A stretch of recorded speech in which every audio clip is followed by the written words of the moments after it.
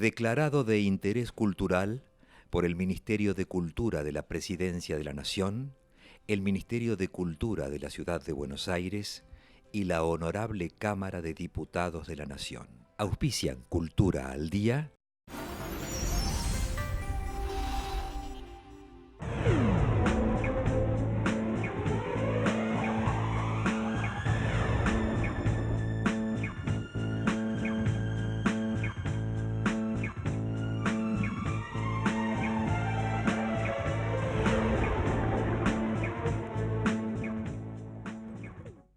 La Fundación Deloitte es una institución creada con el fin de promover la cultura, alentar la educación y desarrollar la investigación. Fomenta y organiza actividades culturales y otorga becas de formación y especialización para artistas y jóvenes profesionales.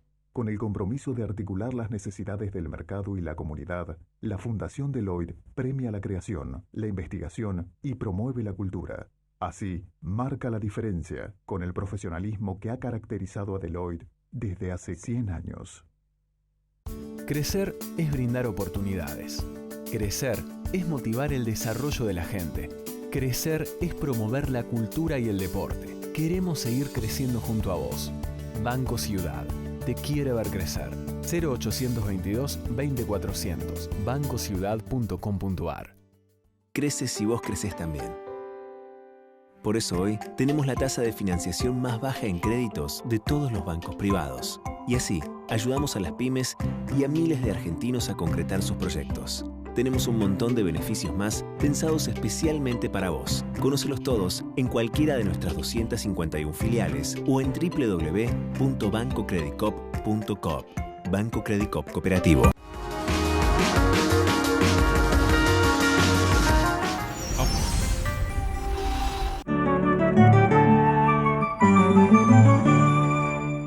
Hola Patricia, hola amigos, soy Julio Zapolnik y comenzamos aquí Cultura al Día.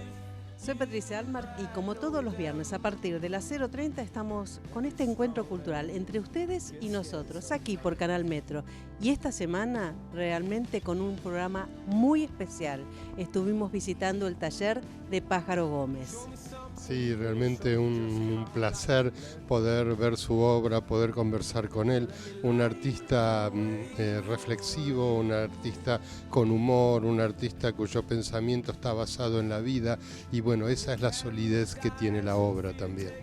La solidez que tiene la obra, la solidez que tiene para explicar cómo hace las obras, cómo nacen las obras y qué es lo que le produce a él trabajar con estos materiales. Realmente una historia muy rica, muy interesante y vamos a conocer un poquito de la vida de Pájaro Gómez y de sus obras. Te propongo entonces que vayamos ya a la nota y las imágenes.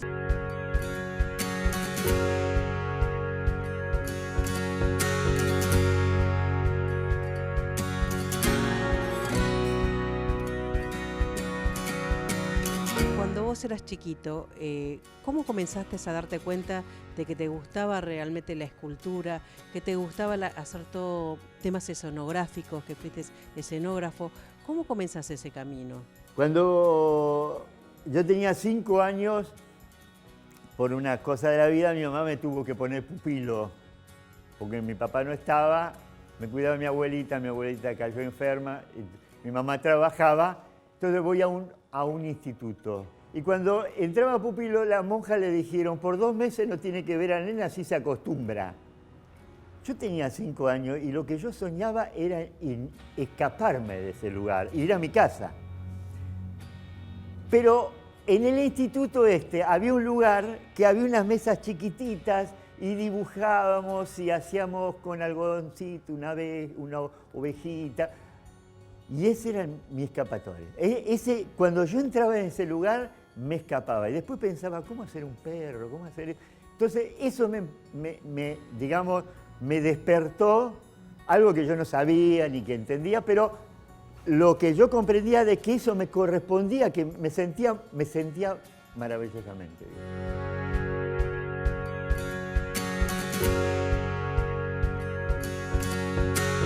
Pasaron los años y mi mamá, como todas las madres del mundo, quieren que sus hijos empiecen a trabajar de algo y que se ganen la vida, ¿no? Y nunca pensaba que se podía ganar uno la vida siendo artista, siendo escultor, siendo algo. Yo quería ser industrial, porque me gustaba hacer, porque no sabía que existía la Escuela de Bellas Artes. Cuando empiezo la secundaria me doy cuenta que ese lugar no era. Tanto no era que me fui de mi casa, me agarra un juez de menores porque me fui hasta Rosario. El juez, yo le explico lo que quería al juez. Le digo, mire, mi mamá me está pagando los estudios para esto y yo no quiero hacer esto. Y el juez de menor le dijo, su hijo sabe claramente qué quiere hacer, dijo el juez de menor. Y mi mamá me dijo, bueno, ¿qué quieres hacer? Y empecé a estudiar de noche en esas escuelas que eran nocturnas, que te enseñaban dactilografía, inglés, publicidad, dibujo publicitario, que era lo que más me acercaba.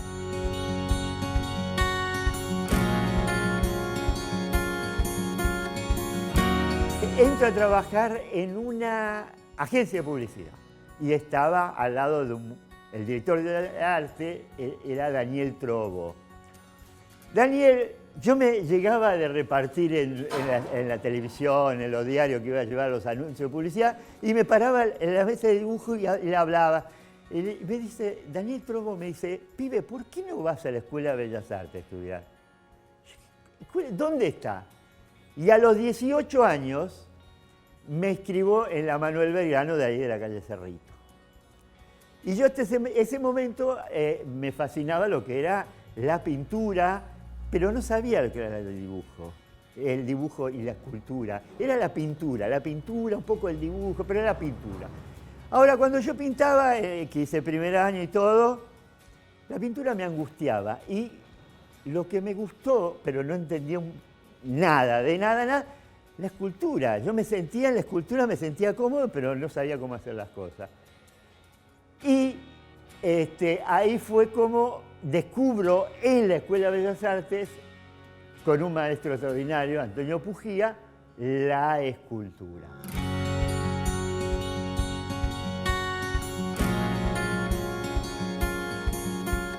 Antonio me enseñó el oficio del modelar, la piedra, del bronce, cómo se hacían las fundiciones, todos los procesos y la calidad maravillosa del modelado de Antonio, cómo llegar, cómo pasar del dibujo, cómo hacer croquis.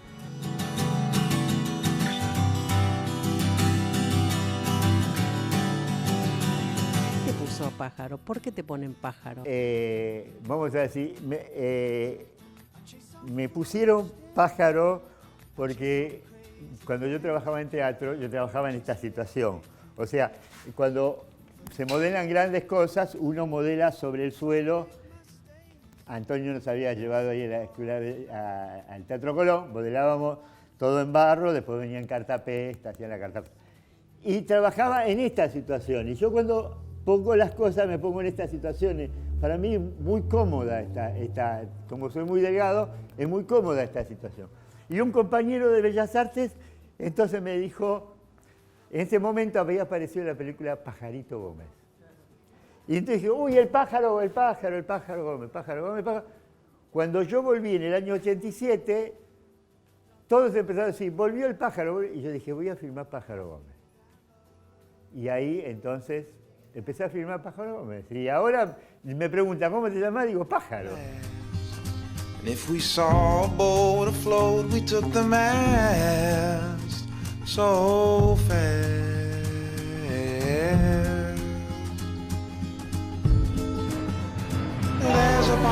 Siempre el proceso creativo tiene un punto de partida. ¿Cuál sería tu proceso creativo? Te voy a contar un proyecto, cómo nace un proyecto. El proyecto que estoy trabajando ahora, que se va a montar, es una escultura que va en San Isidro. San Isidro tiene varias localidades, una de ellas es Villa Adelina. Entonces, Villa Adelina tiene como, por su historia, el ferrocarril. Se instaló ahí toda una historia del ferrocarril. Y tenían una pequeña locomotora chiquitita, muy chiquitita, justo a la entrada. Entonces me propusieron que haga algo. Y como no soy figurativo, no era una locomotora, entonces tomé y lo muestro esto. que son dos rieles y una rueda, para evocar lo que era la locomotora y eso. Entonces, el primer trabajo que hace uno piensa qué va a hacer, qué. Después empieza a jugar y fundamentalmente cuando como escultor necesitas trabajar en el espacio. Después que pasé por este proceso que es la maqueta en cartón, en madera, cosas, paso a la segunda parte, que es, vamos a mostrar, es esta, hacer un 3D. Esto es un 3D. Entonces, en el 3D tengo la planta, la elevación, el costado y una perspectiva. ¿Y qué me permite decir? De elegir, de viraca, y me hace un render de esto, de la forma. Este es el principio de la forma que voy haciendo. Lo tallaría, digamos, como si fuera, pero virtualmente.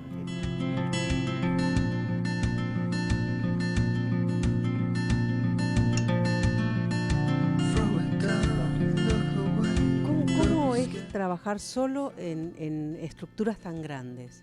Pero el hecho de que trabajo y lo hago solo es porque cuando voy trabajando también, yo digo, lo hago un poquito más ancho, lo hago un poquito más chiquito, vas realmente jugando, después que tenés la maqueta, tenés la medida y todo, también vas viendo lo que te falta, lo que podés agregar. Es un poco cuando uno hace la cocina que dice, le echa un poquito más de esto, le echa un poquito más de lo otro, es también una especie de cocina. Entonces, yo estaba mostrando cómo hice un riel y después los elementos que ustedes veían allá, que eran en cartón, acá es una estructura. Yo lo voy a girar esto.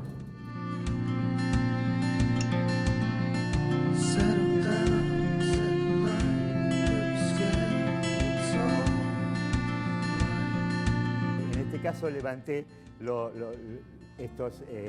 rieles, los construí, los levanté y empiezo a armarlo, como si fueran unos elementos, simplemente los voy armando. En la maqueta tenías números, es como un juego de encastre. El número, el número correspondía a la pieza, la número 1, 2, 3, 4, 5, 6, 7 y 8. Y después entonces hay que pensar cómo se unen entre sí. En este caso, las piezas vienen separadas con una planchuela y se meten y viene una serie, ¿ves? Esta planchuela entro acá y yo vengo a bulonar la pieza. Primero hago, digamos, el armado, vamos a decir, todo el bulonado, y después recubro la pieza, porque si no sería imposible de trabajar.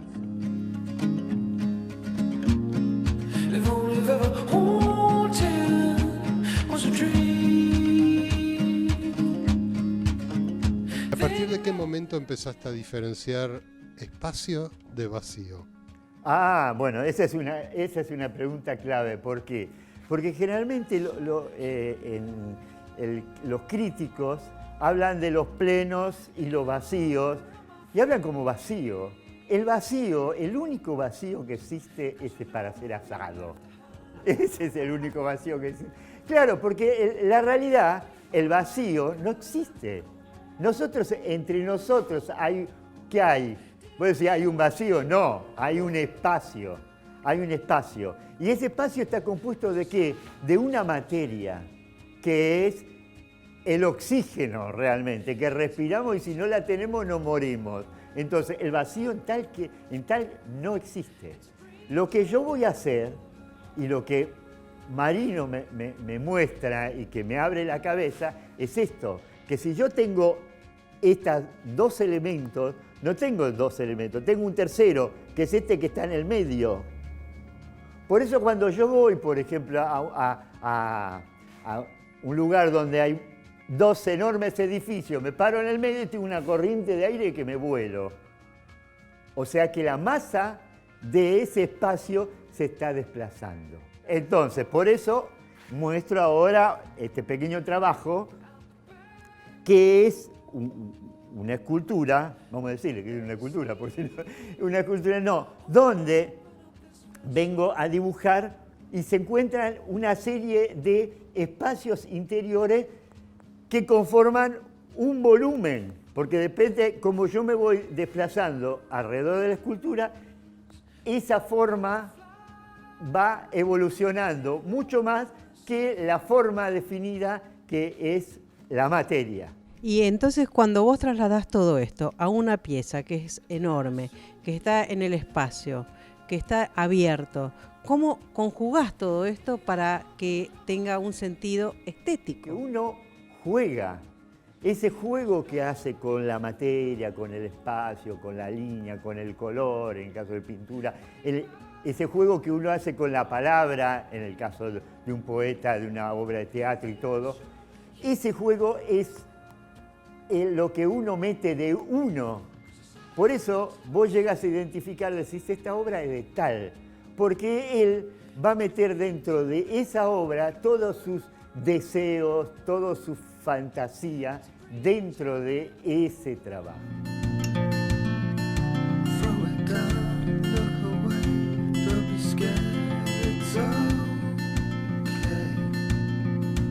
Uno, vamos a decir, ¿cuál es el punto que elige para las cosas? Como decir, yo voy a tu casa y vos decís, yo meto el sillón acá, pongo el mueble acá, y ordenás ese espacio y esos elementos de una forma que te identifican plenamente. Cuanto vos más fuerces sobre esa elección, que esa elección es, lo hago más grande, más chico, más alto, más bajo, pongo tanto de este material, tanto del otro, voy condimentándolo hasta que decís, esa imagen es como un objetivo que se va acercando y decís, acá está, porque ¿cuándo termino la pieza? ¿Cómo sabes cuándo termina la pieza? No seguís eternamente. Y un momento decís, la pieza te dice, ya estoy. ¿Entendés? Es un diálogo de composición y dice, vos vas agregando o sacando y en un momento la pieza te dice, acá está. Y vos la visualizás, porque vos no tenés la imagen de la pieza terminada, definida, pulida. Vos tenés una sensación de lo que estás haciendo.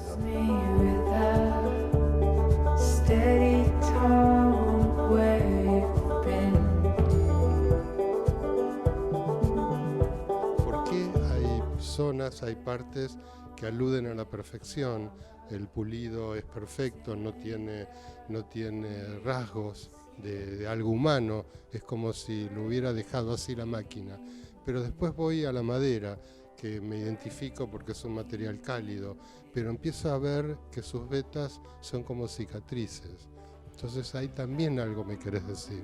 En el caso de la madera y el metal, esta madera particularmente es muy especial porque espinotea. O sea, esta madera tiene, yo calculo, 125 años. ¿Por qué razón te digo eso? Porque si, ¿cómo hacer? ¿Qué tenés? ¿Una máquina? No, esencialmente yo la saqué del techo de donde la casa que había comprado, que es del 1900. O sea que la madera tiene ya una historia. Y la madera además tiene una cierta calidad. Vos la ves y vos me dijiste, tiene cálido y pasamos al otro frío. Justamente la contraposición es lo que genera también la dinámica. Esa contraposición de material cálido, frío, se arma un diálogo. Y también en ese diálogo influye también con el espacio, entonces viene la cantidad que pones de uno y la cantidad que pones de otro, que hace que vas ajustando hasta que se arma un conjunto que no es un equilibrio, pero es una cosa dinámica.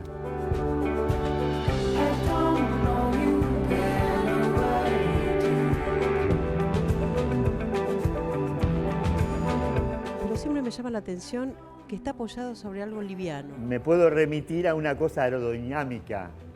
Entonces, y la cosa aerodinámica está hecha para volar. O sea, un avión, la ala de un avión que es curva arriba y curva abajo, tiene una función de volar. Y esto, vamos a decir, tiene una función de penetrar la materia, penetra el espacio también. se mezcla con el palo. Entonces hace de que tenga una sensación de sustentabilidad.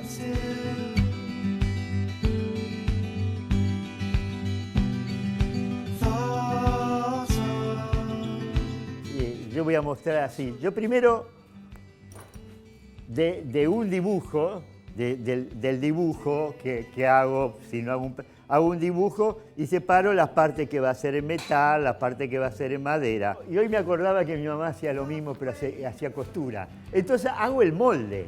El molde este lo voy a pasar a una chapa.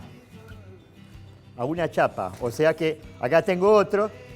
Lo pongo, lo dibujo en la chapa. La tela, exactamente, como si fuera una tela. Y además hago el moldecito porque trato de economizar la chapa, ver cómo entra uno u otro. Exactamente eso. Mi mamá me preguntaba, ¿para qué haces esto? ¿Para qué? Yo hacía lo mismo que mi mamá y mi mamá no entendía, pero no importa. Después, ¿qué hago?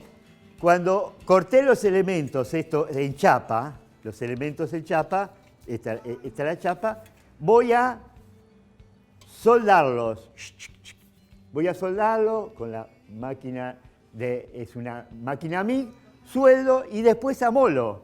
Pero, ¿ves? Es simple esto. Y después acá viene la madera. Y esto parte de una parte de madera. Hablaste de soldar, pero ahí no se ve costura.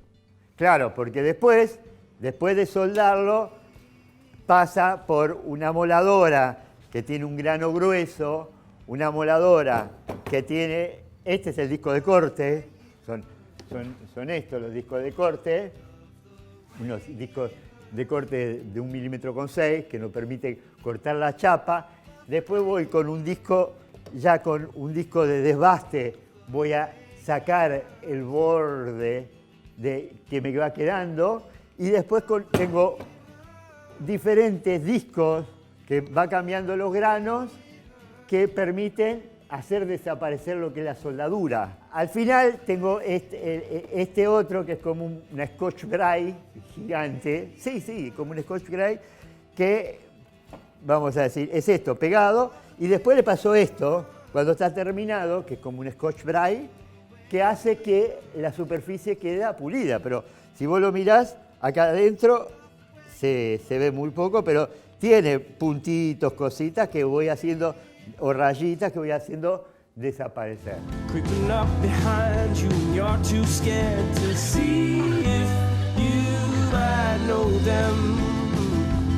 La problemática de un escultor es esto. Esto es un plano. Yo lo apoyo el plano se va a caer y va a quedar plano. Si yo le hago esto, ¡ap!, se transformó en una escultura. Cuando yo empiezo a hacer una forma y como voy componiendo, hago elementos y después los compongo, los mantengo y a veces digo, pero no quiero ponerlos sobre un pedestal, sobre una base. Lo quiero suspender ese elemento. Entonces empecé a construir una trama que me mantiene el espacio y que no es una base. ¿Entendés? Es como si la cosa la quiero hacer flotar, pero el espacio no me lo mantiene. Entonces empecé a fabricar una trama y me pareció interesante. ¿Por qué? Porque la trama también es muy frágil y esa forma tiene un cierto volumen, tiene un cierto peso visual. Entonces se arma también esta dinámica de los dos contrapuestos.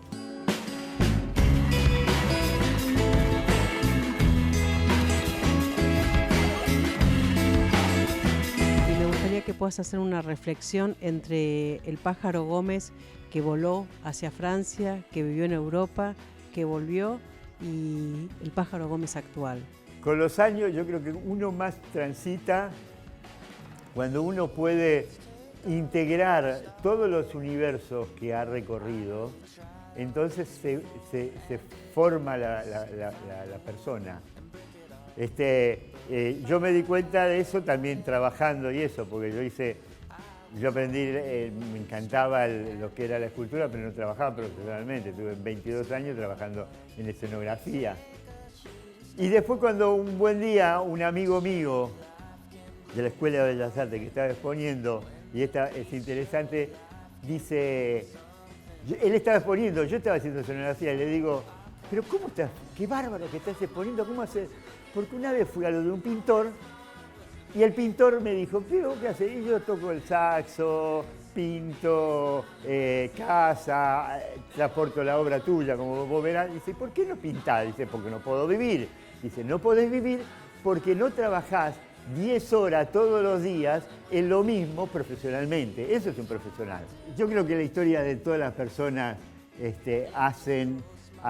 van agregando elementos. Ahora, hay que en un momento de la vida también definirse e intentar hacer su propio sueño. Yo creo que en un momento hay que jugar, pero para eso hay que jugarse. Y jugarse por su propio sueño y después poco importa si a uno le va bien o le va mal, lo importante es que uno hace exactamente que se siente todos los días feliz de hacer eso.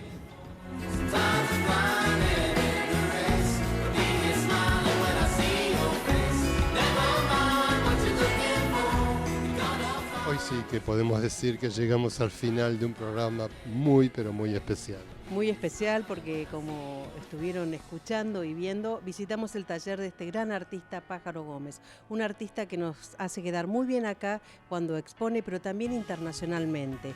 ¿Nos despedimos?